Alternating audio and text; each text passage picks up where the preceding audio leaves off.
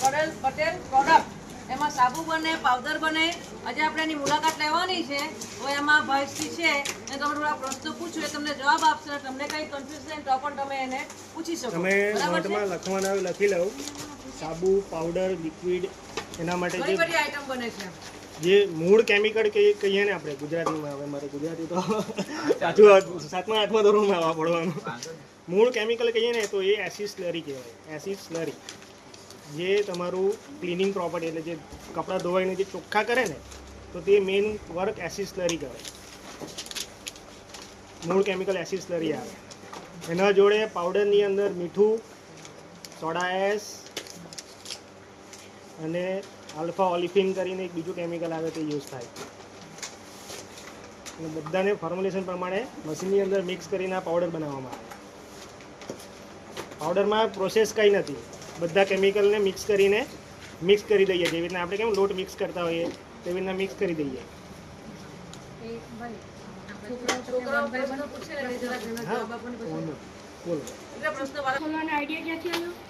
ફેક્ટરીનો માલિક આ છે. માર્કેટમાં ડિમાન્ડ છે. માર્કેટમાં વસ્તુ જે આ વસ્તુ છે ને રોજ યુઝ થતી વસ્તુ છે. સવારે ઉઠે ને એટલે બધાને જોઈએ. કપડાં ક્લીન નહીં હોય તો બધાની અંદર એક જ વસ્તુ ચાલે, હાઉસહોલ્ડ આઈટમ.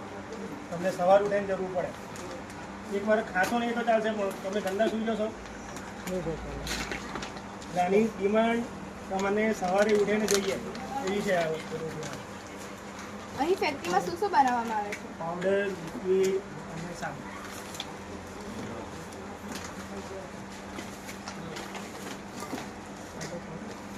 પાવડર એટલે પાવડર ફોર્મ.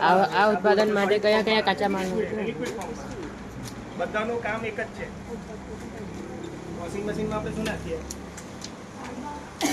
લિક્વિડ નાખીએ ને, એમાં સાબુ નહીં નાખતા. ડિમાન્ડ બધાનું વર્ક સેમ જ છે, બધાની પ્રોપર્ટી અલગ અલગ. ઉત્પાદન માટે કયા કયા કાચા માલનો ઉપયોગ કરવામાં આવે છે? પાવડર માટે મીઠું, સોડા એસ, એસિડ સ્લરી અને એઓએસ. આ મૂળ પાયાના કેમિકલ છે પાવડર માટે. સાબુ માટે dolomite, China, acid slurry, silicate અને એઓએસ. કોસ્ટિક 10-12 જાતના કેમિકલ્સો આવે. બધાની ફોર્મ્યુલા અલગ અલગ હોય, અલગ અલગ રીતના બને. લિક્વિડમાં પાણી અને એસિડ સ્લરી ને એનો યુઝ થાય. તમને આ ફેક્ટરી ખોલવાનું પરમિશન મળી છે? જીએસટી બીએસટી બધું જ છે તમે કાચો માલ ક્યાંથી લાવો છો? મારી પાસે. કાચો માલ હું બનાવું છું. સ્લરીની ફેક્ટરી આપણી છે. અમારી આ ફાઇનલ પ્રોડક્ટ છે. રો મટીરિયલ હું બનાવું છું. એ કઈ જગ્યાએ? દિલ્હીમાં. દિલ્હીમાં તમારી ફેક્ટરી છે, જ્યાંથી માલ સપ્લાય થઈને અહીંયા આવે છે. રો મટીરિયલ અહીંયા આવે. રો મટીરિયલ અહીંથી પછી પ્રોડક્ટ થઈને પછી Final પેકિંગ એ બધું મિક્સ કરીને પેકિંગ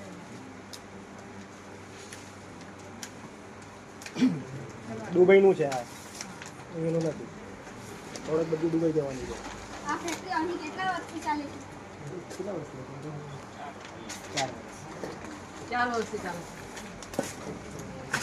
સામાન તૈયાર થયા બાદ ક્યાં સ્ટોક થાય છે? આ જાય છે દુબઈ સાહેબ. દુબઈ આપણા અહીંયા છે ને લોકલમાં બી છે, પણ હમણાં જે ચાલે છે તો બધું દુબઈનું ચાલે છે. હાલમાં આ પેકિંગ બધું દુબઈ જશે. આ માલની ગુણવત્તાની ચકાસણી કરો છો?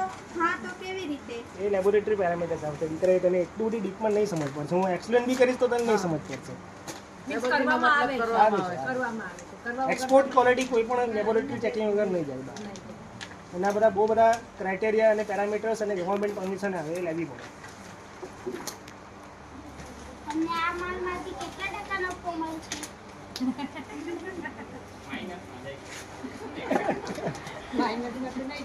માઇનસમાં જઈ શકે એવું ખરું? 12 માસ ચાલે તમારો ધંધો? માઇનસમાં શું લોસમાં બી નાખવું પડે કોઈ વાર. ચોમાસામાં 1 થી 5% નફો રહી છે. ચોમાસા દરમિયાન ના તમારા પ્રોડક્ટ બને ખરી? બને ઓછી થઈ જાય થોડી. બીજી સિઝનમાં સારી ચાલે. ઉનાળામાં છે બીજું આ ફેક્ટરીમાં કેટલા વ્યક્તિઓની રોજગારી મળી રહે છે 12 વ્યક્તિઓની કામ કરે છે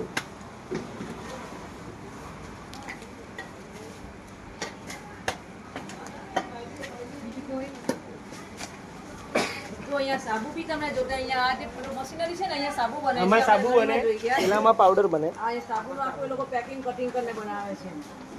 ત્યાં આ અહીંયા છે ને ત્યાં સાબુ કટિંગ થાય કટિંગ થાય છે અહીંયા આમાં કઈ બને છે બરાબર ને? માપના કટિંગ આમાં થાય બને હા આ તો 1 કલાકની પ્રોસેસ છે તો બહુ ડીપમાં જવું પડે છોકરાઓ બહુ નાના છે હમણાં એટલે સમજવી નહીં પડે એ લોકોને આખી ઊભી એક પટ્ટી હોય સાબુની પછી એને માપના કટિંગ ત્યાં કટિંગ કરવામાં આવે થાય કરે.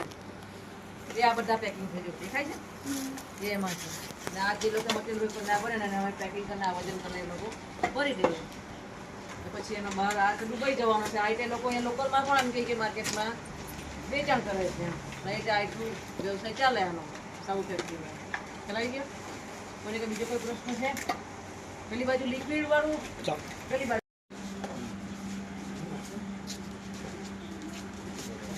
એટલે જે પણ બધું ફેલ છે ને બધા ફોર્મ્યુલાનો ફેલ છે તમે જે રીતના ઘરમાં રોટલી બનાવો ભાખરીનો લોટ બનાવો રોટલીનો લોટ બનાવો રોટલાનો લોટ બનાવો સેમ વસ્તુ એવી જ છે આ કોઈમાં તેલ કેટલા ચમચી નાખે પછી ઘઉંનો લોટ કેટલું લે એ રીતનું જ છે બધું આ દુકાન પણ છે એટલે તો નોર્મલ એકદમ કરો છો. એ ફિલિંગ થાય તમે ઉપર પેકિંગ કરવા માટે કંઈ કરતા હતા પેકિંગ માટે બધું કારબા ઠીક છે આમાંથી અહીંથી કરો છો નળમાંથી બધું કિંમત લખતા છે કિંમત બારકોડ ને કિંમત વાળું બાર પૂછે ને એ ડાયરેક્ટ આવું મશીનથી છપાઈ જાય થોડું સ્ટોપ કરીને કેટલું મશીન પેલા પેકિંગ કરે છે ઉતારી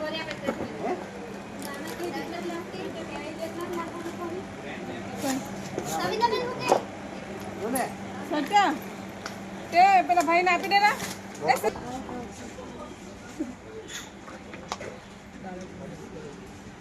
ચાલ જોયું બધાએ ખબર પડી ને એવી રીતે સાબુ પાવડર બને છે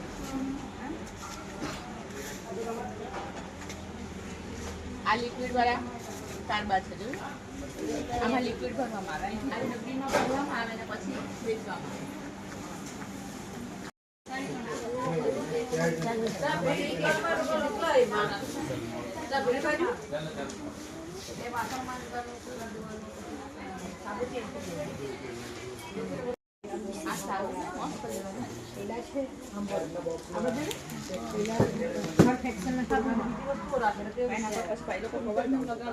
નહીં આ જ છે હાલ તો આ જ છે આપણે એ બધું વેચે ને આપણે અહીંયા રાત જતું હે હા એ તાનું નહીં ખબર